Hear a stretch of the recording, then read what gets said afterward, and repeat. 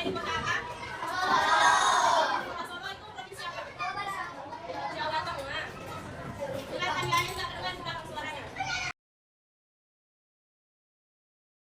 kalian sobat muda, ternyata kota Solo juga mempunyai Gedung Juang 45 loh, berada di Jalan Mayor Sunaryo nomor 4, Kedung Lumbu, Kecamatan Pasar Kliwon, Kota Surakarta, Jawa Tengah. Selain menjadi tempat wisata yang instagramable, ternyata gedung ini kaya akan sejarah pada masa penjajahan kolonial hingga Indonesia merdeka. Mengulik sejarahnya, Gedung Juang 45 Solo merupakan saksi bisu perjalanan panjang perjuangan kemerdekaan Indonesia. Dibangun pada tahun 1876 oleh Hindia Belanda, gedung ini telah melalui berbagai fungsi, mulai dari kantin tentara Belanda, asrama militer, markas pasukan Jepang, panti asuhan, sekolah, dan markas militer TNI. Ya, pada masa penjajahan Belanda, sekitar tahun 1880 hingga 1942, Gedung Juang 45 Solo yang saat itu dikenal dengan nama Kantinstraat atau Jalan Kantin difungsikan sebagai kantin VIP untuk tentara Belanda dan klinik. Seiring berjalannya waktu, gedung ini beralih fungsi menjadi asrama militer karena benteng Vastenburg tidak lagi mampu menampung banyaknya tentara Belanda. Saat masa pendudukan Jepang tahun 1942 hingga 1945, Gedung Juang 45 Solo dikuasai oleh pasukan Jepang dan dijadikan markas serta barak militer.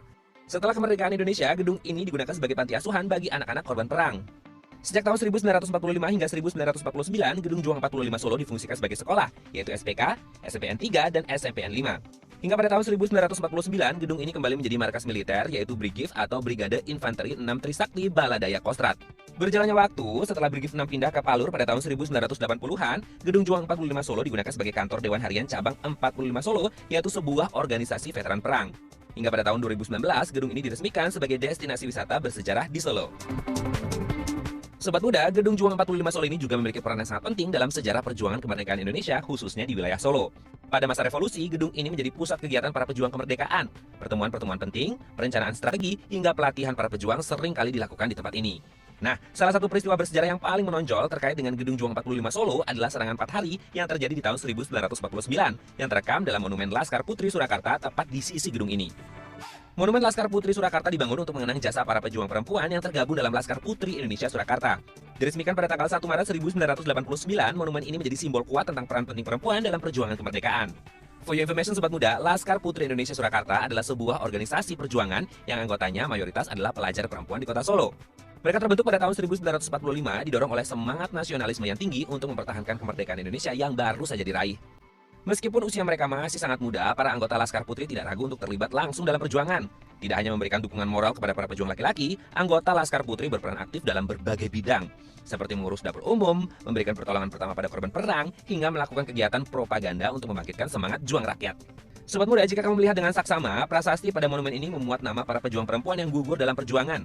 Terdapat pesan yang terkandung dalam Monumen Laskar Putri Surakarta ini loh, yaitu perempuan memiliki peran yang sama pentingnya dengan laki-laki dalam perjuangan dan pembangunan bangsa. Semangat juang dan keberanian para Laskar Putri harus terus menjadi inspirasi bagi generasi penerus.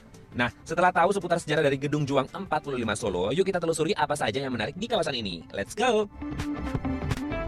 Memasuki area gedung, sobat muda akan disambut dengan replika jam zaman dahulu hingga kereta kencana yang biasa digunakan oleh para raja di keraton. Bergeser lebih dalam, kalian bisa melihat deretan foto-foto dan informasi seputar sejarah dari gedung ini yang terpajang rapi di sisi ruangan bersebelahan dengan ruang santai dan ruang instagramable untuk bersuah foto. Setelah puas bersuah foto, kita bergeser ke bagian luar area yang menjadi favorit bagi para pengunjung. Di area ini, kamu akan merasakan seperti sedang berada di Eropa dengan deretan gedung yang mengelilingi area ini. Setiap sudut di area ini bisa menjadi spot bagus untuk pengunjung bersuah foto. Bahkan, sobat muda bisa sekadar duduk dan menikmati suasana ya. For your information, sobat.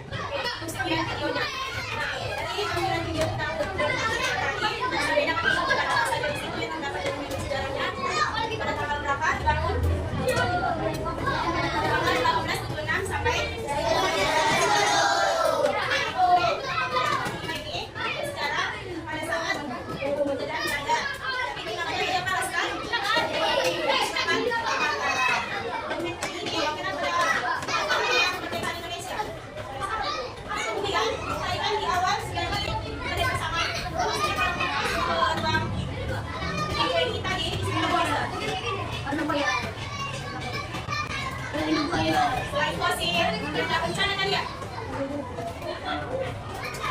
Ada di situ. Ada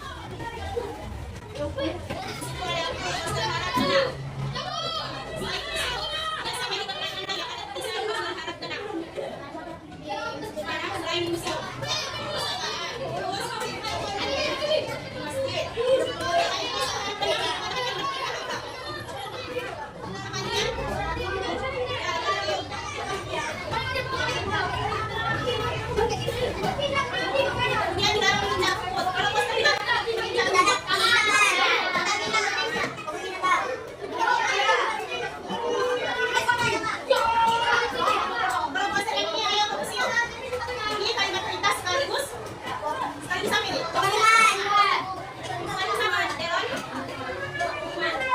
Sampai di sini bisa buat contoh mana ke tangannya.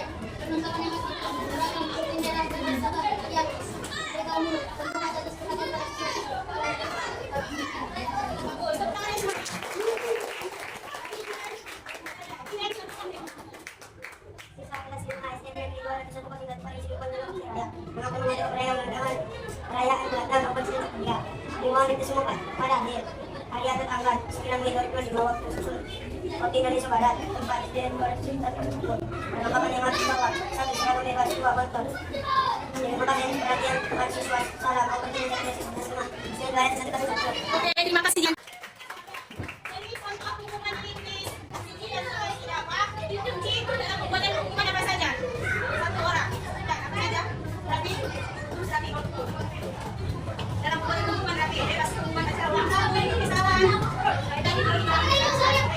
kunci dalam penulisan hukuman.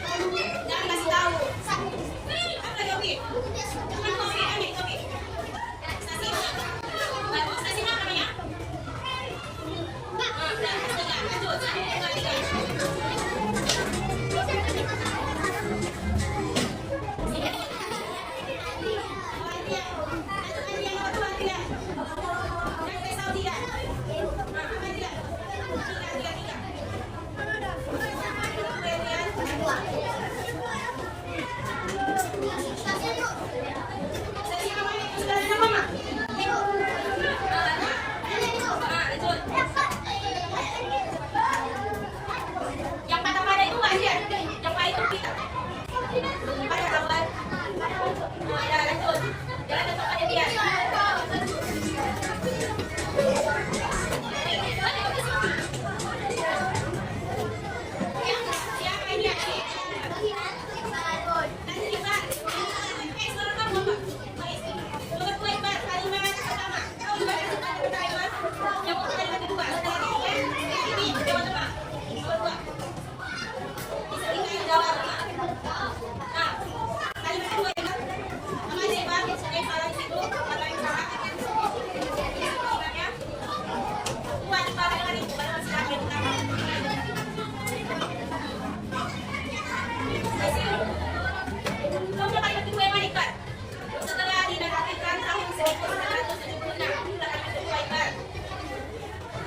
Desa Ribat. 1.